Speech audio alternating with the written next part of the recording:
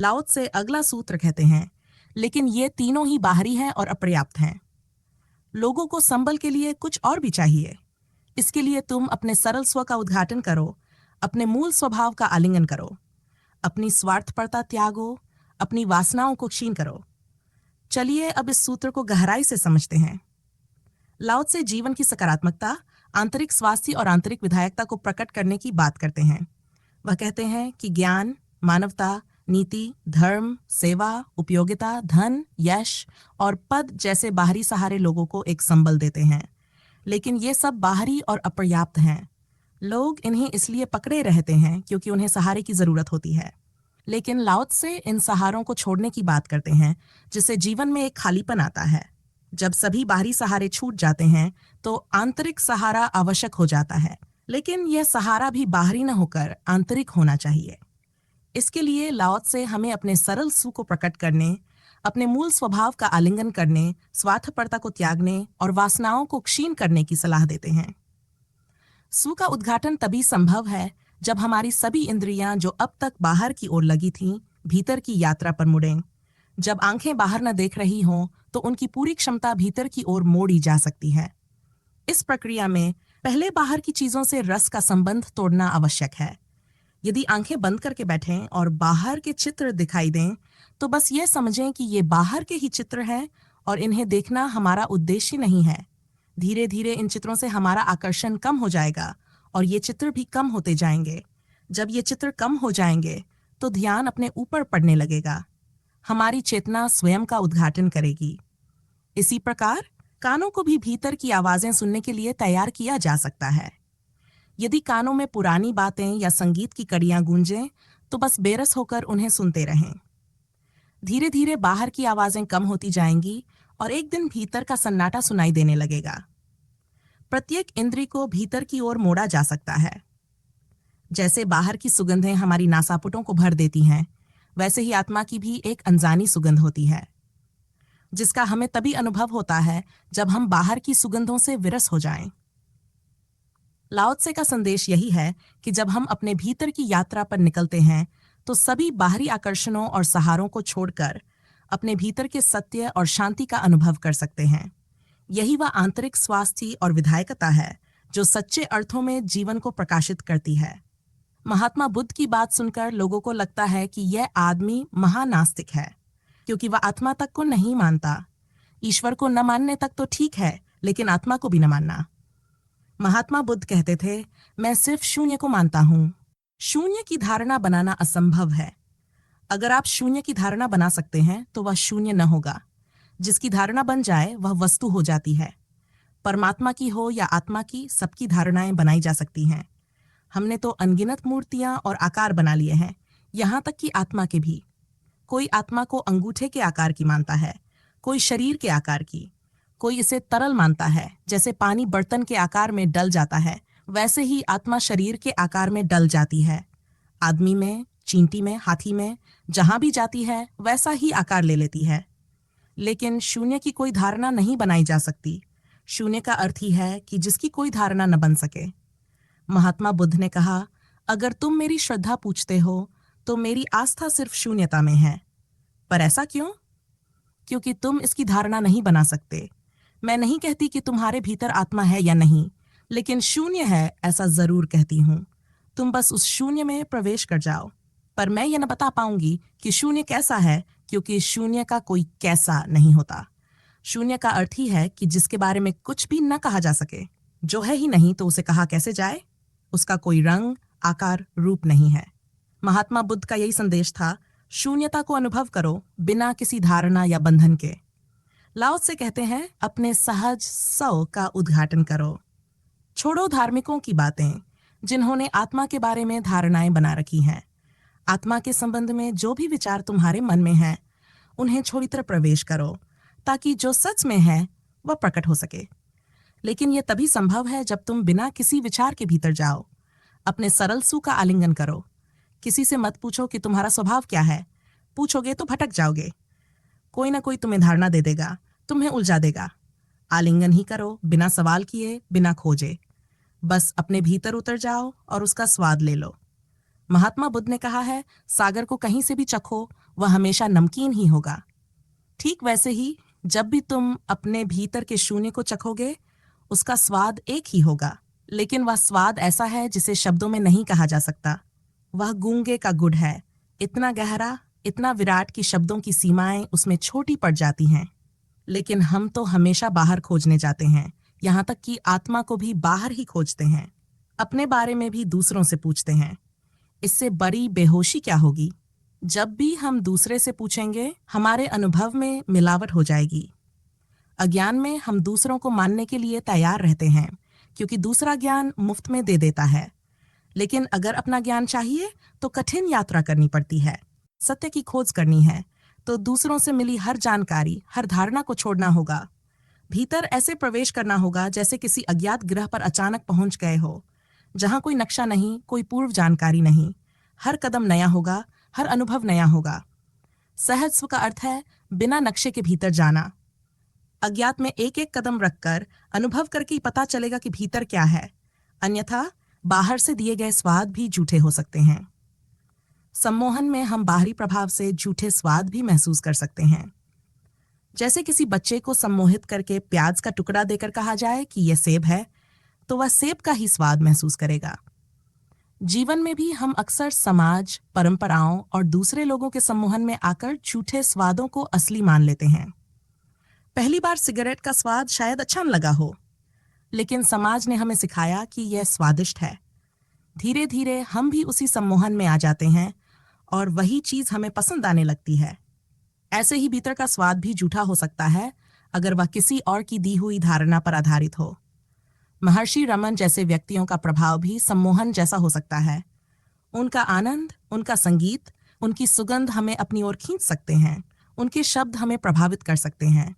लेकिन अगर हम उन्हीं शब्दों के सहारे भीतर गए तो जो अनुभव होगा वह हमारा नहीं होगा। भगवान महावीर ने कहा है कि जब तक तुम मुझे नहीं छोड़ोगे तब तक स्वयं को नहीं पा सकोगे। इसका अर्थ है कि उनके शब्द तुम्हारी प्यास तो जगाएं, लेकिन तुम्हारी दृष्टि न बन जाएं।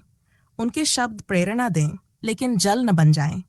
कहीं ऐसा न हो कि तुम्हें उनके शब्दों से ही तृप्ति मिल जाए और तुम अपने वास्तविक अनुभव से वंचित रह जाओ। आध्यात्मिक जीवन में दूसरों से प्रभावित होने का भी मूल्य है, लेकिन अप्रभावित बने रहने का भी। प्यास जगने के लिए तत्परता चाहिए, लेकिन साथ ही जागरूकता भी चाहिए कि शब्द बोझ न बन जाएं। वास्तविक अनुभव के लिए अपने भीतर स्वयं उतरना ही पड़ेगा। लाओ त्से कहते हैं, सजग सहज अपनी आत्मा का आलिंगन करो, अपनी स्वार्थपरता त्यागो, अपनी वासनाओं को क्षीण करो। यहाँ स्वार्थपरता का अर्थ केवल साधारण सेल्फिशनेस नहीं है, बल्कि गहरी स्वकेंद्रिता है।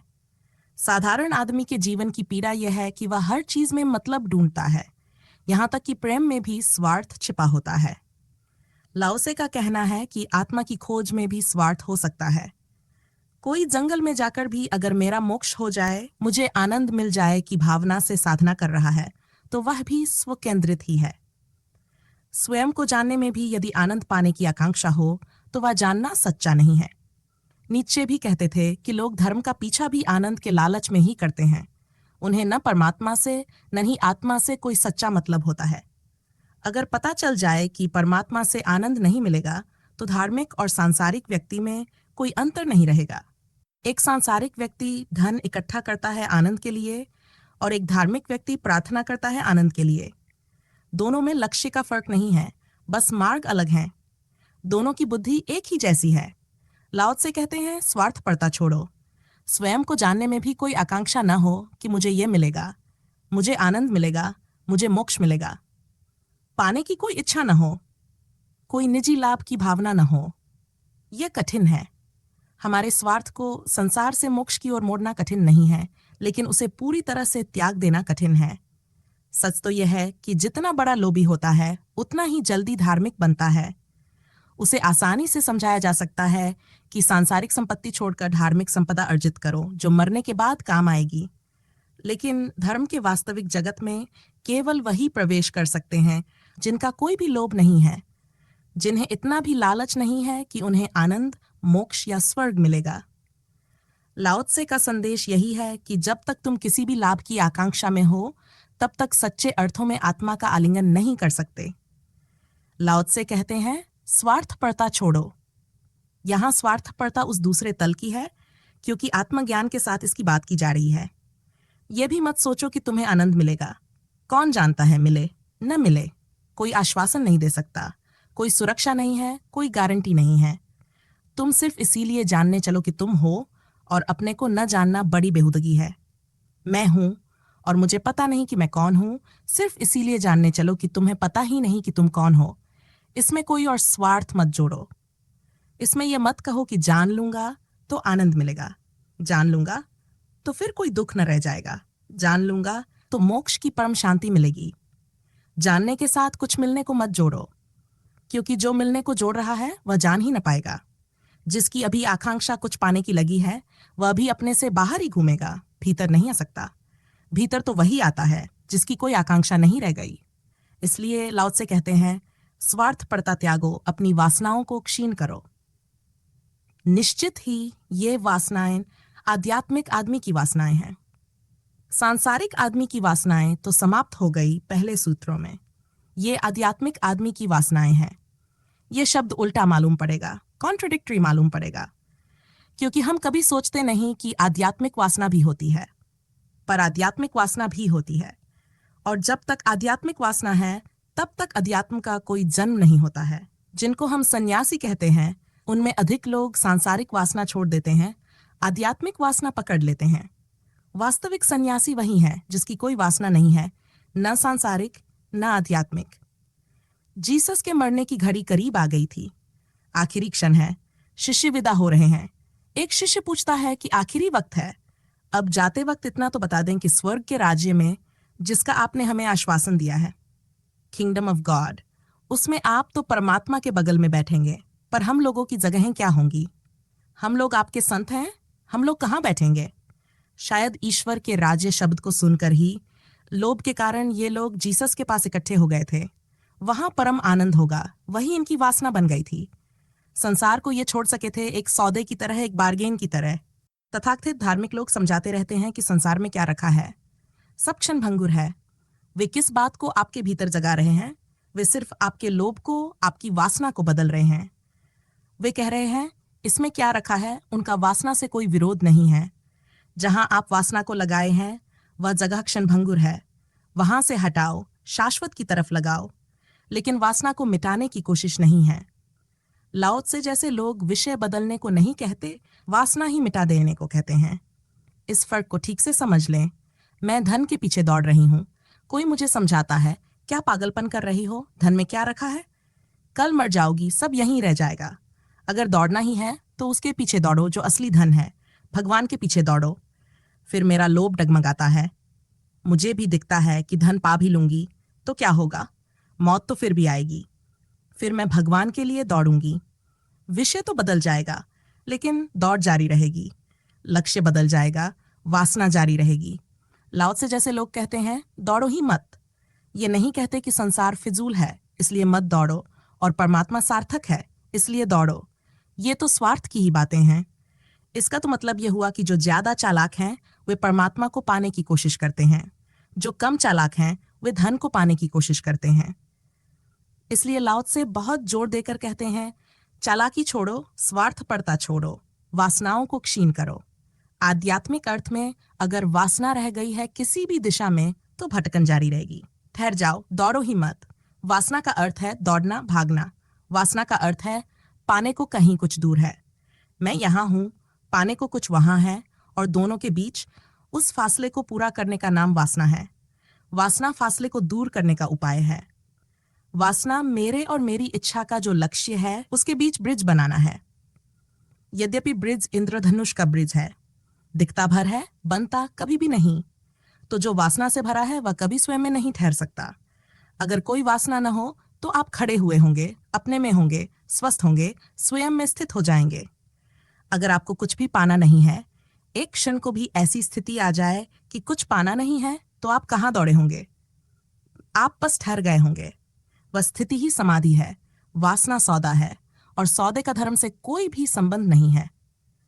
अगर मैं आपसे पूछूं कि किस लिए कर रहे हैं पूजा, किस लिए कर रहे हैं ध्यान, किस लिए कर रहे हैं त्याग, किस लिए कर रहे हैं दान, अगर आपके पास कोई भी उत्तर है कि इसलिए, तो आपकी वासना शेष है। अगर आप कहते हैं कि कोई कारण नहीं है, प्रार्थना ही आनंद है, और यदि देने से सुख मिलेगा तो वासना है, और यदि देने में सुख है तो धर्म है। अगर उपलब्धि की कोई धारणा नहीं है तो प्रत्येक कृत्य प्रार्थना हो जाता है। प्रत्येक कृत्य करने में ही पूरा हो गया है। कोई हिसाब लेकर हम आगे नहीं चलते। जो क्षण बीत गया उसके साथ हमारे सब संबंध समाप्त हो गए। कोई सौदा बाकी नहीं रहा है। उस क्षण में कुछ ऐसा नहीं है जो अगले क्षण में हम मांग करें। सांसारिक आदमी सौदा कर रहा है, इसलिए जो भी आदमी सौदा कर रहा है वह संसार में है। वह स्वर्ग का सौदा है कि मोक्ष का, इससे कोई अंतर नहीं पड़ता। उमर खयाम से कोई पूछता है कि तुमने इतने गीत गाए किस लिए? तो उमर खयाम कहता है, पूछो जाकर उस खिले हुए गुलाब से किस लिए? पूछो रात में उगे हुए तारों से किस लिए? पूछो हवाओं से कि तुम इतने इतने जन्मों से बह रही हो किस लिए? प्रकृति में कहीं कोई प्रयोजन नहीं है। सिर्फ आदमी की वासना को छोड़कर कहीं कोई प्रयोजन नहीं है। और आदमी में तो दो ही तरह के लोग पर्पसलेस, प्रयोजन मुक्त होते हैं। एक जिनको हम पागल कहते हैं और एक जिनको हम परमहंस कहते हैं।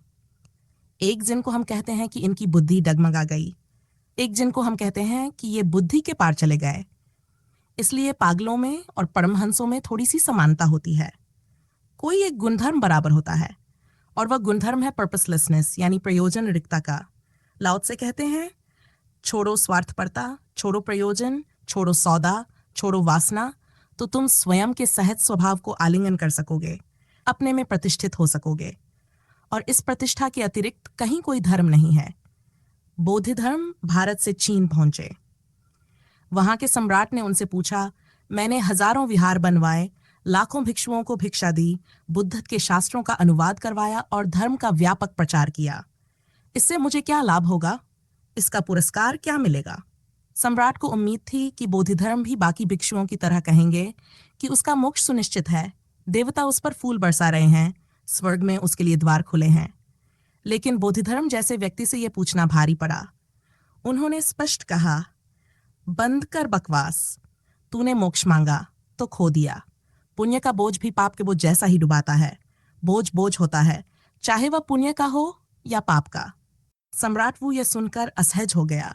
उसे ये बात पसंद नहीं आई। बौद्ध धर्म ने तुरंत कहा, मैं तेरे राज्य में प्रवेश नहीं करूंगा। मैं तो समझा था कि तू धर्म को समझ चुका है, लेकिन तू भी धर्म के साथ सौदा कर रहा है। बौद्ध धर्म वापस लौट गए, वू के साम्राज्य में कदम नहीं रखा। इस बात से सम्राट को गहरी बेचैनी हुई। उसने बौद्ध धर्म से एक स्वीकृति चाही थी, एक प्रमाण कि उसके कर्मों का फल मिलेगा। लेकिन बौद्ध धर्म ने उसकी आकांक्षाओं को चूर चूर कर दिया। हमारी वासनाएं ही अगर हमारी प्रसन्नता है तो धर्म के मार्ग पर हमारा प्रवेश संभव नहीं। निर्वासना होना ही धर्म में प्रवेश की शर्त है।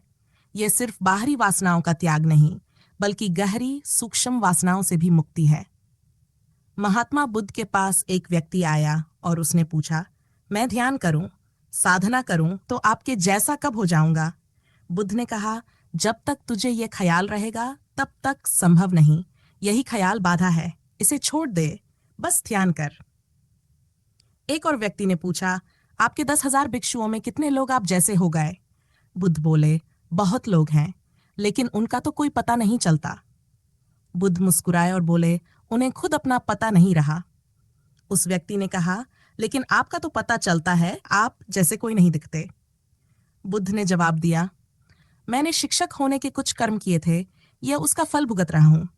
जो सच में मुक्त हैं, उन्हें खुद का भी भान नहीं, वे शून्य हो गए हैं।